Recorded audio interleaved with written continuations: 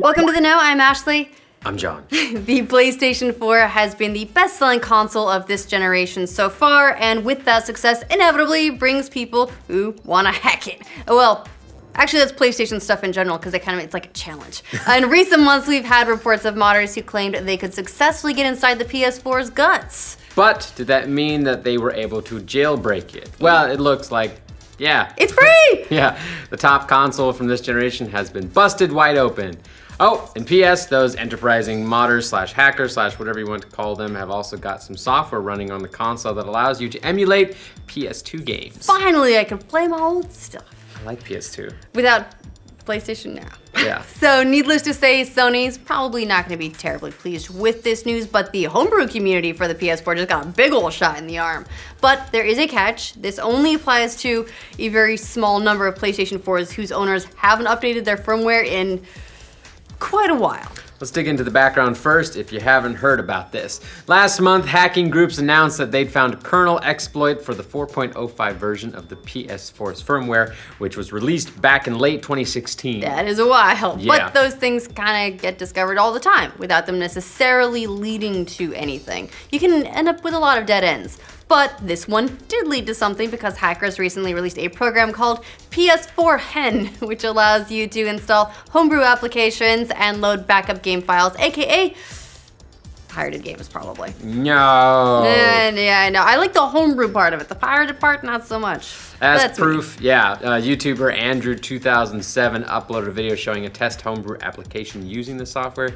And while we're sure that Sony will release a patch for this, it definitely looks like the doors are now open for all sorts of homebrew and piracy on the PS4. And hackers have also introduced Linux support and full root access to the console. So those are some interesting things that, again, Sony probably not too happy about, but can lead to some very creative hardware hacking. As Eurogamer noted, we've now reached the point where package files can be installed on the PS4, and tools are available to decrypt games, which can then be repackaged and installed on compromised consoles. But there's another interesting part of this story. Hackers are now also able to use a PS2 emulator inside the PS4's firmware to run all sorts of PS2 games, not just the handful of PS2 classics that are available in the PlayStation Store. A coder named CFW Profit developed the tool that lets you run other PS2 games on the console using that emulator. Which is pretty interesting because backwards compatibility has always been one of those trouble spots for Sony. If you remember, when the PS3 launched, it had the that emotion engine chip so that they could actually emulate PS2 games, and then they went ahead and just removed that after a while. So that console lost backwards compatibility. Cool. And they're always saying that it's just, they're like, well, we can't do it. Other people can. Nice guy, Sony. Modding scene veteran Celeste Blue posted a video of the PS2 game Klonoa 2 being played on Classic. 4.05 firmware for the PlayStation 4, and remember, it apparently only works on that specific firmware from 2016, although hackers are apparently busy at work on newer firmware as well. However, this doesn't mean that all PS2 games will now run on the PS4. As Eurogamer noted, reported tests for PS2 game playback have shown that some titles which could not be run on PS3 software emulator, for example, Klonoa 2, do run on PlayStation 4. However, others do not fare so well. Right, so it's not universal at this point, but we'll see where things go from here. In the immediate time frame though, this means that pirates are going to be doing their thing and they're going to be posting games online to share with others.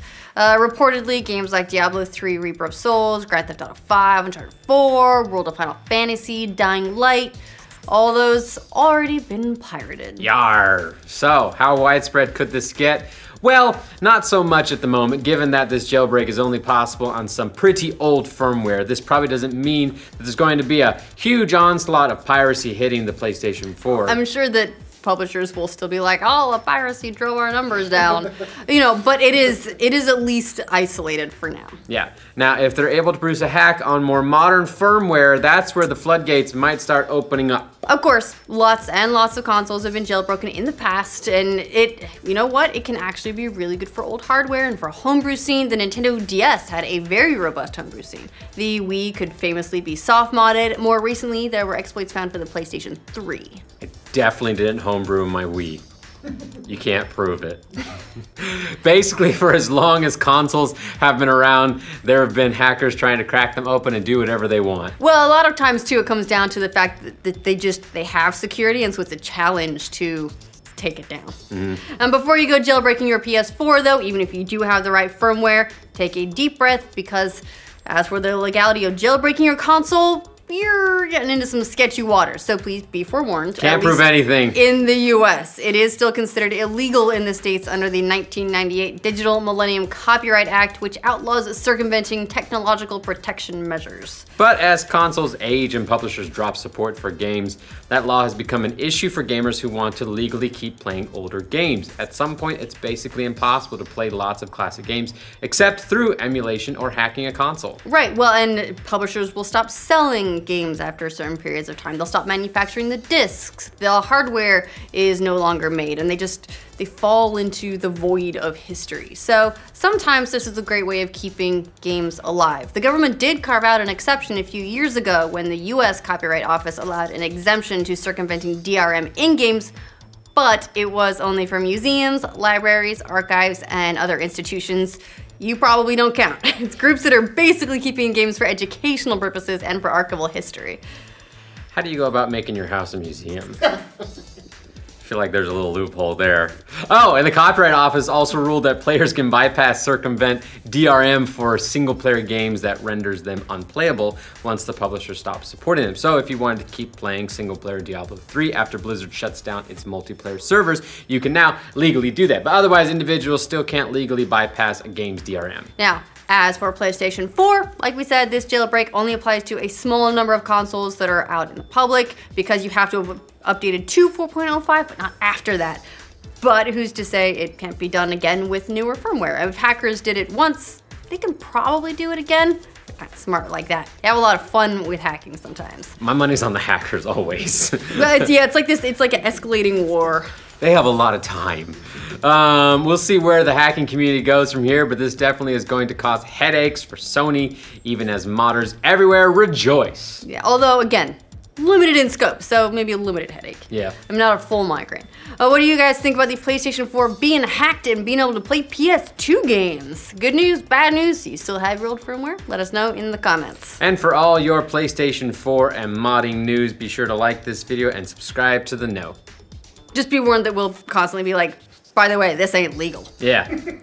Don't be bad. Definitely don't do this. Had never... Biopic. Lingerie. Yeah, I called it lingerie. Yeah. And she was in her lacy negligee. Yeah. And then someone was like, oh, it's a negligee. And I was like,